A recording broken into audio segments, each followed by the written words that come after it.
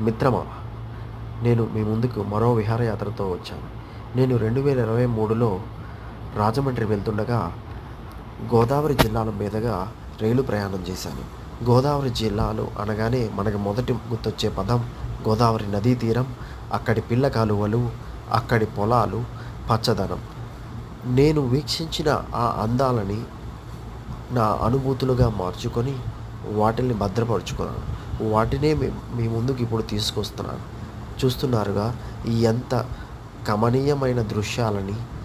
అక్కడక్కడ పచ్చదనం, పిల్ల కాలువలు, నిండుగా నీరు, పల్లె పైరులు, కొబ్బరి తోటలు. ఇంకేం కావాలి జీవితానికి? మనసులో ఈ అనుభూతుల్ని పంచుకుంటూ నా ప్రయాణాన్ని కొనసాగించాను. మిత్రమా, మర్చిపోకు, జీవితంలో ఇలాంటి అనుభూతులు చాలా అరుదుగా వస్తాయి. కాబట్టి అనుభూతుల్ని ఆస్వాదించడం మేలు.